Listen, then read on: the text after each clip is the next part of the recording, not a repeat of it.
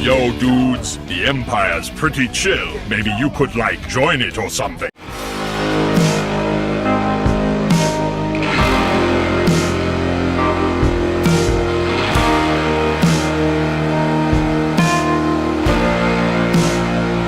Hey everyone, Lucamus Prime here. So, it's time for another franchise ranking video today. And today, guys, I'm going to be ranking another trilogy today. And in this ranking, guys, I'm going to be ranking probably one of my favourite trilogies of all time. And probably my favourite trilogy of all time involving crime and the mafia and stuff like that. And that's, of course, none other than, of course, the trilogy of The Godfather. So, yeah, now this is a franchise I've been really looking forward to talking about, guys. And, yeah, so as a bit of a heads up, guys, I'll be ranking this trilogy from best to weakest, in my opinion, because in my opinion, none of the films are bad. In my opinion, two of them are masterpieces, some of the greatest films ever made in cinematic history, and one of them, in my opinion, is also an underrated movie. So, yeah, so let's begin this ranking. So, if you guys don't agree with me, that's absolutely fine, but please respect my opinion just like I respect yours. Okay, so starting with what is definitely my all-time favourite Godfather movie ever, which is, in my opinion, an example of a cinematic masterpiece. I'm definitely going to go 100% with, of course, the first one, which is The Godfather from 1972, directed, of course, by Francis Ford Coppola. So, yeah, now, I absolutely adore this film, guys, and I will also admit that I'm one of those people who did not see this trilogy until this year because I've not had the chance to see the films yet, but I finally got into watching this, this year, and I gotta say that this film was absolutely incredible from start to finish. It absolutely blew my mind, and for a film which is 50 years old, it just holds up so well to this day. It's just an absolute masterpiece in every way, and I can definitely see why it's regarded as one of the greatest films, or if not the greatest film ever made by many critics. And for example, one of my very close YouTube friends, Don G. Corleone, regards this as a favourite film of all time, and I can see why, because this film is an absolute masterpiece. And what's great about it is there's a really incredible cast of actors in this film, guys, who play their parts so brilliantly and perfectly. For example, I think the main highlight of this film is definitely, of course, the main character, of course, which is Don Vito Corleone, and played, of course, by Marlon Brando, may he rest in peace. And I think in this film, he gave one of the most iconic performances in cinematic history. I'm not kidding, because he was just so iconic in this role, legendary, and was just so great to watch, in my opinion. This is definitely, in my opinion, the best role I've seen from Marlon Brando. My second favourite, of course, being Joel from Superman 1978, and it's Richard Donner cut of the sequel. And yeah, I just think Vito is such an incredible character, guys, and I also as well really love the performance by Al Pacino as Michael, Vito's youngest son. This is probably my favourite role of Al Pacino as well. I definitely loved him in the role. I also as well loved James Caan, may he rest in peace, as Sonny, who is Vito's eldest son. He was definitely a great character in the movie. I really enjoyed him a lot. And it's a shame that James died earlier this year, may he rest in peace. I also as well like Richard Castellano as Clemenza, and also Robert Duvall as Tom Hagen, and as many others, just to name a few in this, who are so great. There's so many great actors in this movie, which is definitely pretty amazing. The entire ensemble cast, just works so perfectly, in my opinion. And the film has many iconic quotes as well, which are definitely great to listen to, such as the famous, "I'm going to make him an offer he can't refuse," and also as well, things such as, "I believe in America, America's made my fortune, revenge is a dish best served cold." And also, of course, one which is has been used a lot as well, which, of course, is also, "Look how he massacred my boy." So, yeah, many, iconic quotes, in my opinion. And there's also many iconic scenes, I even think the opening scene with Vito is definitely very iconic. You get, of course, "I believe in America" line, and we see Vito stroking his cat as well. There's also a very iconic scene in which the offer, which can't be refused, is made, in which a horse head is left in someone's bed. A prize stallion left in the bed, of course, of Jack Waltz. And yeah, goodness me, that was definitely a very scary, and probably one of the main things about this movie, which makes it very iconic and memorable. Although I felt bad for the poor horse. And Sonny's death is also another memorable moment as well. Oh, definitely. And the exploding car, the baptism murders, Michael killing Solozzo and McCluskey as well. And yeah, it's just absolutely perfect film, guys. And also as well, for a film which is 177 minutes long, so it's 3 minutes short of being 3 hours, in my opinion, it was perfectly paced. It never felt boring or rushed or anything like that, or too slow. In my opinion, it was perfectly done, in my opinion, and it definitely does deserve the universal acclaim it's had from people who've seen the movie, especially myself. I love this movie. And at the 40th Academy Awards, the film won Best Picture, Best Actor for Marlon Brando, and Best Adapted Screenplay for Mario Puzo and Francis Ford Coppola. So yeah, definitely well deserved in my opinion. Absolutely. So yeah, I just love this film, guys. It's an absolute blast. I would recommend this if you've not seen it. It's definitely a movie which is definitely worth watching. Absolutely. So yeah. And if you guys wondering what I would rate this movie out of 10, well, I'm going to give a pretty obvious, flat-out 10 out of 10. Because, yeah, this is an absolute masterpiece, guys. It's just phenomenal from start to finish. I just love this movie so much. Yeah. Just absolutely incredible from start to finish. And then, what is my second favourite of the franchise, guys? I'm going to be going with, of course, what is the second installment to this franchise, which I regard as one of the greatest sequels ever made. And that's, of course, none other than 1974's The Godfather Part II. So, yeah, now, so this is, in my opinion, a really amazing sequel. This is just how you do a sequel to The Godfather. Like, I think it's one of the greatest sequels ever made, ever. It really is absolutely incredible as well. What's great about it is, so, you know, Francis Ford Coppola still does a phenomenal job directing this movie. Really does. And you know, and this movie definitely shows how great of a director he is. And when it comes to the cast, Al Pacino came back as Michael, and this movie really did portray Michael so well, in my opinion. Really did. Like, oh, wow. Just absolutely incredible performance, in my opinion, in this movie. Like, he got to shine a lot as Michael in this, and in addition, guys, despite, of course, Vito dying in the first movie, this movie does feature flashbacks of young Vito, where he's played by Robert De Niro. And I gotta say, Robert De Niro as Vito is definitely one of the greatest performances I've ever seen in my life. Because, wow, like, he did an amazing job, you know, like, capturing the same, you know, type of, you know, personality and mannerisms that Marlon Brando had in the role, while making it his own performance. And that just flowed so well, in my opinion, for him. Like, one of the greatest performances of all time from him I've seen. And I also regard it as my favourite role of Robert as well, because he played him so well. Because Robert De Niro, as a whole, is a phenomenal actor, guys. And I love him, of course, in his film. And also in many of his collaborations with Martin Scorsese and other things, too. Yeah, he's an amazing actor. And the film definitely shows it. Really does. And the story is also really great, too. Because it shows, of course, you know, Michael, of course, being of a Don after the death of Vito. And then, of course, after that, you know, it also shows flashbacks of young Vito and his rise to power as well, which is definitely great to watch. Definitely, you know, very memorable scenes, in my opinion.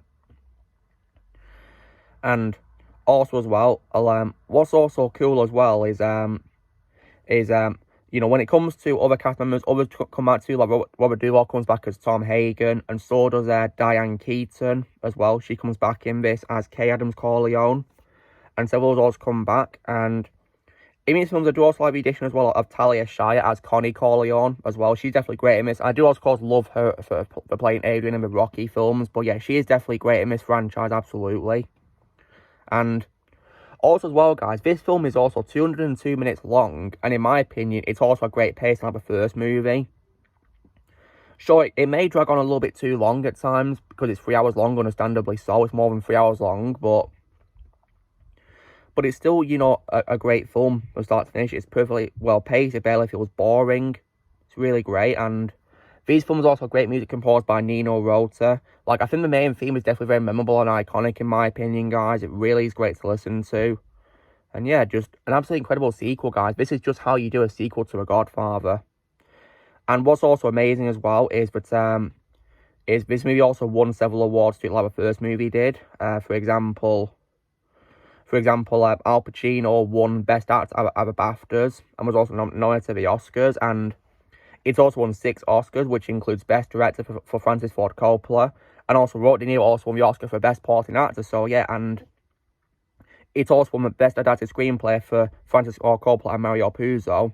What's also really awesome is, guys, that by winning the Oscar for Best Supporting Actor in this film, guys, this makes Robert De Niro and Marlon Brando 2 out of 4 actors to won the Oscar for playing one character, because the other 2 actors who've won the Oscar for playing the same character are, of course, Heath Ledger and Joaquin Phoenix for playing the Joker. So this is definitely really amazing how they won the Oscar for playing the same character, and they're only 2 out of 4 actors who've done that, for 2 characters, which is definitely really amazing. So it's only happened twice, guys, and yeah. And you can definitely tell why they definitely deserve the Oscars, because they gave such iconic performances in this movie. They really did. So yeah, this sequel is just amazing, guys. Definitely worth watching if you want to see a continuation of Michael's story, how he rises to power as the new Don after the death of Vitor. So yeah, and if I was to rank The Godfather Part 2 out of 10, guys, I'm going to give it one. It's getting a pretty obvious 10 out of 10. Absolutely, because yeah, this movie, like its predecessor, is a masterpiece, and I think the 2 films as a whole are like, absolute masterpieces if you combine them together into one film, really. Absolutely. Because I can't think of any bad qualities about either of these 2 films. I mean, maybe because they are long, but understandably so, because there's lots of stories to be told. So yeah. And then what is, of course, my third favourite, guys, but in my opinion, the weakest of a trilogy, but not a bad movie by any means. That's, of course, going to have to be, of course, none other than 1990's The Godfather Part 3. So, now, when it comes to this film, guys, it is known for having a rather negative reception, and many critics have unfortunately regarded this film as one of the worst sequels ever made, and they don't like it. They think it's a big disappointment compared to the first 2 films of a franchise. Now, when it comes to my opinion, guys, I am not one of those people, because I actually, enjoy this film. I really do, to be honest, because... Now, sure, while it may be my least favourite of a trilogy, I still like the first 2 films better, unlike an equal level, considering they're both masterpieces. I still enjoy this movie. When I watched it, I'm thinking, why is this movie regarded as being bad? I'm enjoying it.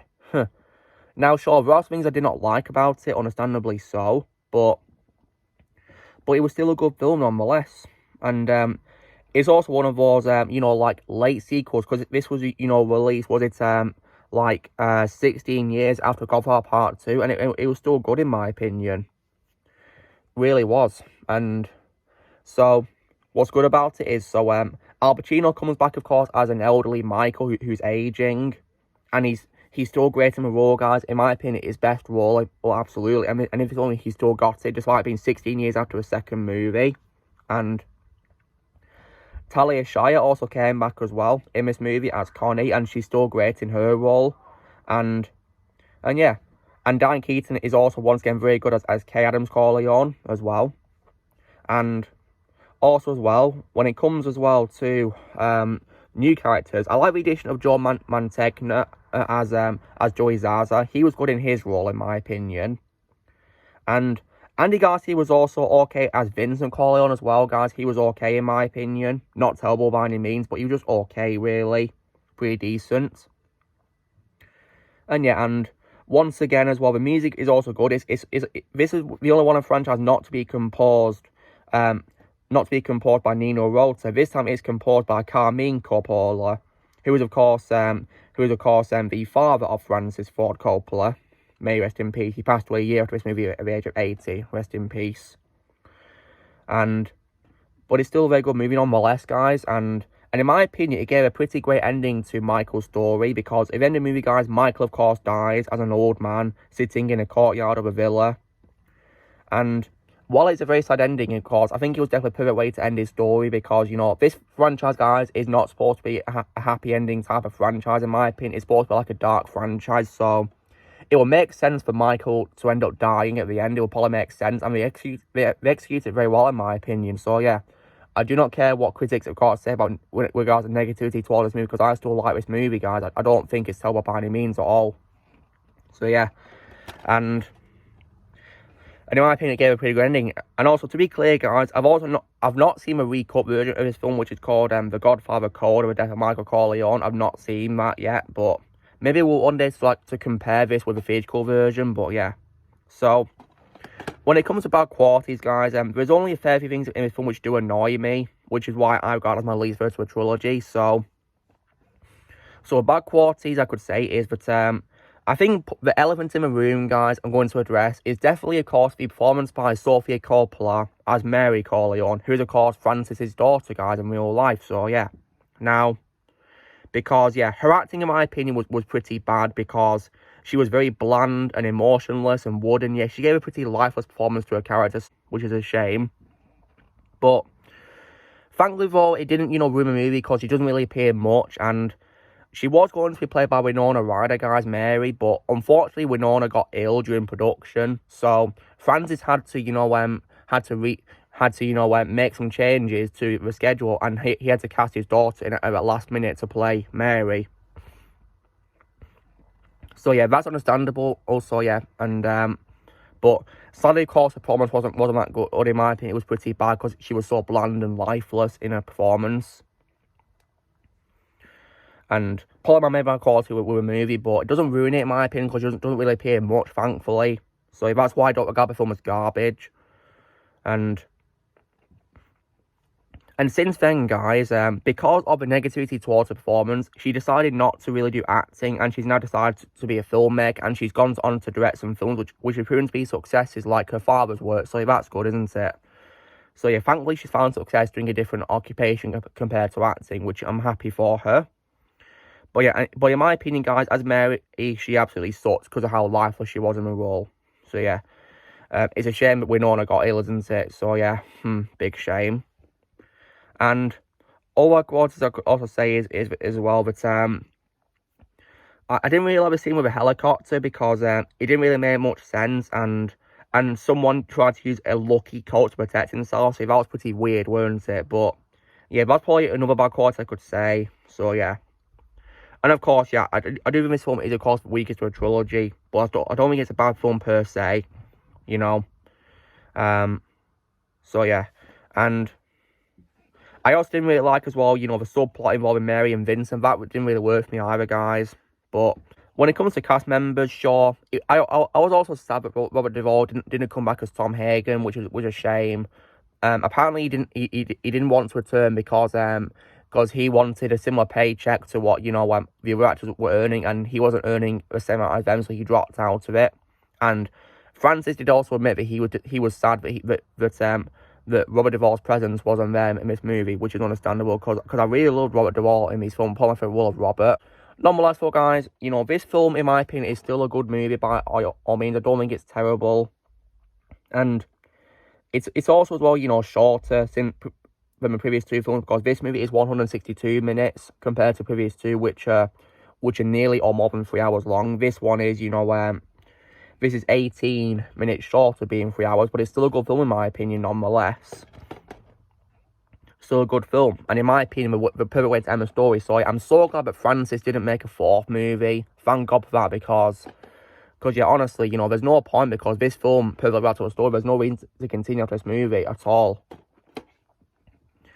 Because yeah, whilst it may be the weakest of a trilogy, I still think it's a good film. And if I was to rate The Godfather Part 3 out of 10, guys, I would probably give it a very decent, solid 7.5 out of 10. So you're not terrible, just in my opinion, the weakest, but still an underrated sequel that, in my opinion, doesn't deserve the hate. So yeah, I think it's a good movie.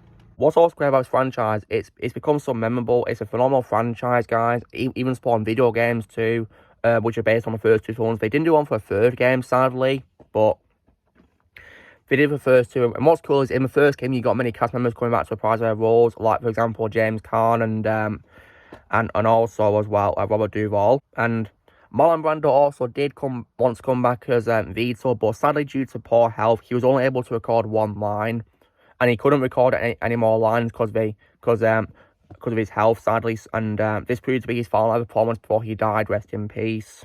So yeah. But they kept the original line in as a tribute to Marlon, and they got a sound alike to voice other lines that Marlon couldn't do due to his poor health. So yeah, yeah, it's a shame that it's a shame that he died. Rest in peace, and yeah, but it still was a good game, though, in my opinion. Really was, from what I've seen of the cutscenes, though. It looks like a good game, and definitely did a good job, replicating the movie. And yeah, it was nice to see, people like James Caan, Robert Duvall, and Abe Vigorda come back for a game. And yeah, because the sequel was also as well fine, but it was nice to see Robert Duvall come back in the sequel as well. So yeah, but anyway, guys, so this is me doing my ranking of the Godfather Trilogy from best to weakest. So, like I said, guys, in my opinion, this is a great franchise. There are no bad films in this franchise at all, in my opinion. So, yeah, because Because I don't understand why the third one got hated. In my opinion, it doesn't deserve the hate. I think it's a good film, nonetheless. So, yeah. Really good movie, in my opinion. And, you know, which may not be as good as the first two films, but was still a good movie. So, yeah. So, guys, this is me doing my franchise ranking of the Godfather Trilogy from best to weakest. So, you know, drill, guys. Be sure to give this video a like. Also, be sure to leave comments what you guys think of the Godfather Trilogy, how you guys would rank the 3 films in the comments below. Also, be sure to join Team Prime by pressing subscribe when videos come in the future. If you'd like to be a member, you can join using a PC license, or you can link in the description, and I'll see you all later.